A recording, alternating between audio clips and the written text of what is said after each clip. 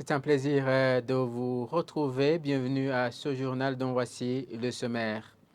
Le Conseil des ministres tenu ce mercredi a approuvé la construction de 5000 logements sociaux dans le site Kizingwe Bihara et 2600 dans le site Sokarti.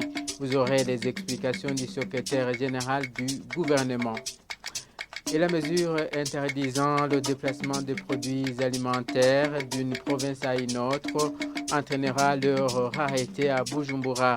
Avis d'un certain commerçant des denrées alimentaires œuvrant au marché de Kotebu. Voilà pour le sommaire. Les détails, c'est dans un instant.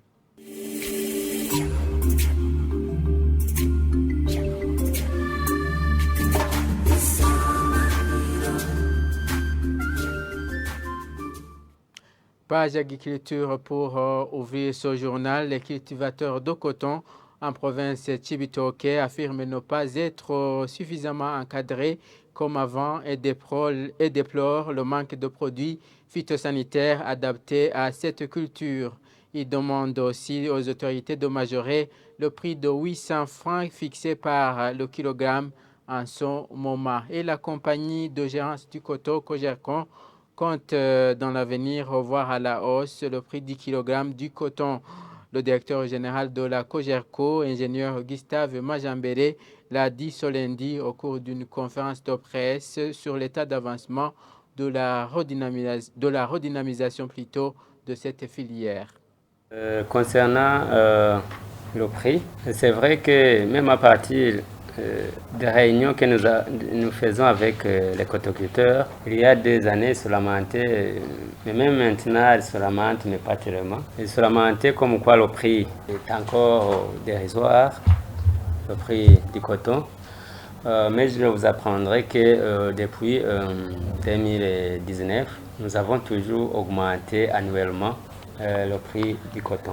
En 2019, c'était 600 francs le kilo et bientôt 900. Vous voyez qu'il y a toujours eu une augmentation. Même dans les années à venir, nous comptons mettre en place un système de calcul du prix, un système qui sera basé sur les apports dans la culture pour voir en fait, pour fixer un prix vraiment rémunérateur, pour voir que l'agriculteur puisse recouvrer les fonds qu'il a investis dans la production, mais aussi qu'il puisse générer un bénéfice. Donc, c'est quelque chose qui sera bien étudié pour motiver le cotoculteur à toujours pratiquer et à faire des extensions de la culture du coton.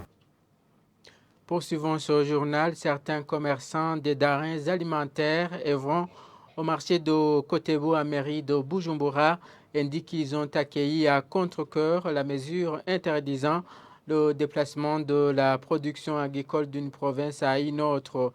Ils expliquent que suite à cette mesure, la rareté de ce produit va s'observer à Bujumbura. Clovis Nyonguru s'est rendu au marché de Kotebu. Dans les marchés comme City Market de Buyenzi, communément appelé chez Sio, et celui de Kotebu, les denrées alimentaires sont réduites et surtout celles qui proviennent de l'intérieur, notamment les pommes de terre, le haricot et bien d'autres. Les commerçants de ces produits vivriers disent qu'ils sont en train de vendre les quantités qu'ils avaient dans le stock. Ils disent qu'ils ne voient pas où vont s'approvisionner pour d'autres produits. Nous sommes en train de vendre ces quantités que nous avons dans les stocks. Nous ne voyons pas où nous allons nous approvisionner pour d'autres produits parce que tous ces produits proviennent de l'intérieur du pays. Nous attendons la mesure prise, sinon pas d'autres endroits où les trouver. L'impact négatif, c'est que ça nous rendra difficile à avoir le loyer. Donc, si on passe toute une journée sans vendre, ça devient un problème.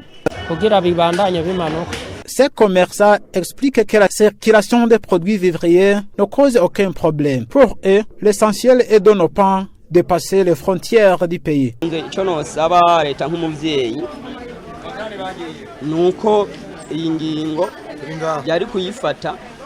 Ce que je demanderai à l'État concernant cette mesure essentielle est de ne pas dépasser les frontières du pays. Mais nous qui travaillons ici au Burundi, nous serions autorisés parce que nous restons ici dans notre territoire, donc nous n'arrivons pas au Congo ou ailleurs. Je demande que cette mesure serait rétablie.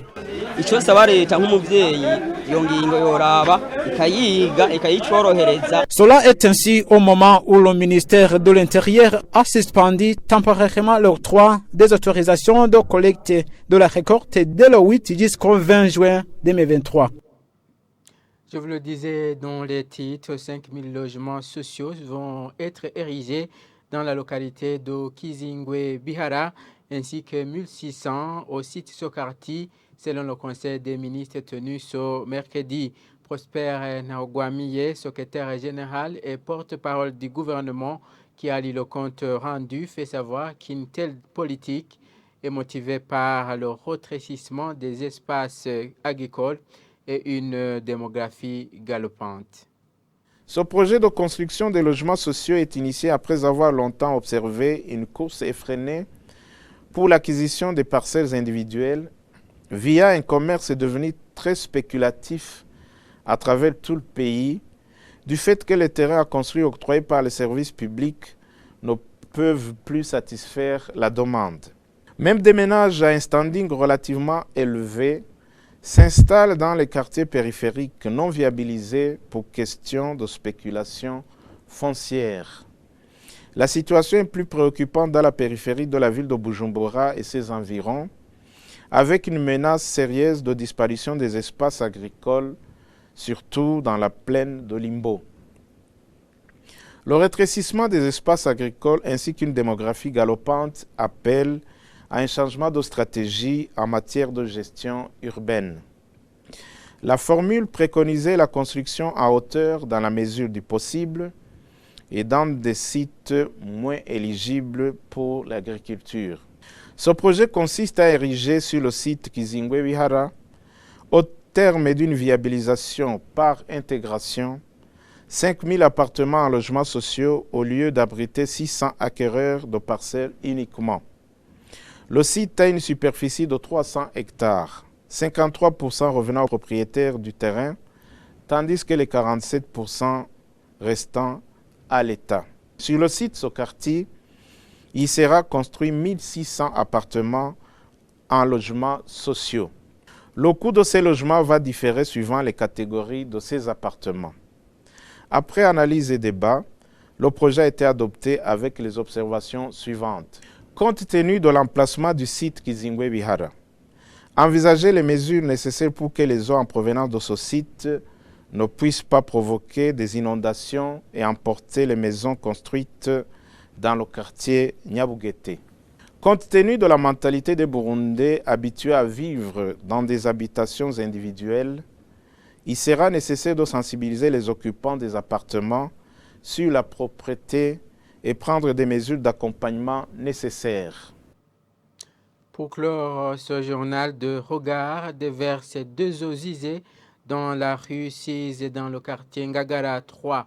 Des habitants des environs craignent déjà d'être attrapés par les maladies des mains sales. Les autorités de l'office en charge de la construction au Boha le reconnaissent et promettent une solution pour bientôt. Anissé Nyomukiza s'est rendu à Ngagara.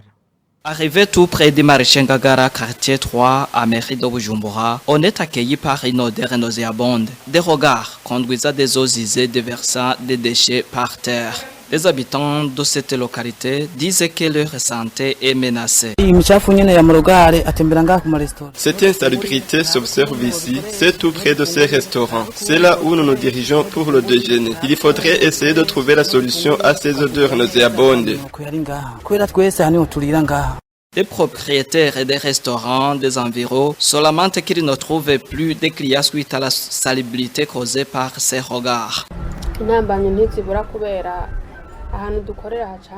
L'impact négatif ne manque pas parce que ce regard cause la diminution des clients. Cette situation ne date pas d'aujourd'hui. Je ne sais pas où réside le problème. Donc, on fait le vidage, mais la situation reste toujours la même.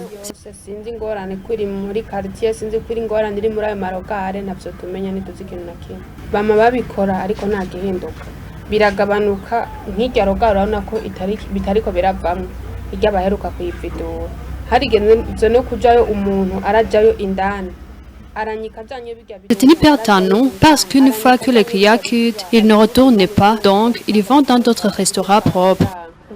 duhindura nyene tuba duhomvye kubera urumva umukiriya asohotse n'agaruka ukaca aja gufungura ahandi hantu hameze neza. Au sein de l'Office burundais de l'urbanisme, de l'habitat et de la construction, reconnaît cette situation. Ingénieur Cléophas Bizabishaka, directeur de l'environnement, de l'hygiène et de l'assainissement urbain, à cet office, promet la réhabilitation de ces regards. Il appelle les habitants d'Ongagala au bon usage de ces regards. Cette localité d'Ongagala, nous sommes au courant de la situation. Nous avons eu écho qu'il y a eu débordement au niveau des regards de notre réseau.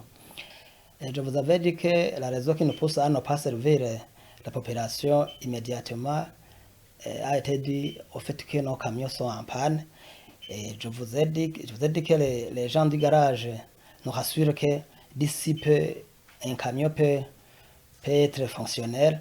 Donc, je ne vous dirai pas que c'est dans 30 minutes ou dans 40 minutes. Ce que je vous avais rassuré, c'est qu'ils sont prioritaires. Sinon, à tout moment, si le camion n'est plus en panne, si le camion est fonctionnel, on doit automatiquement se diriger vers cet endroit-là pour pouvoir régler la situation. Le responsable Aloboha informe aussi que d'autres situations se présentent aussi dans d'autres quartiers. Et voilà donc, c'est par cet élément que nous mettons un point final à ce journal. Merci de l'avoir suivi.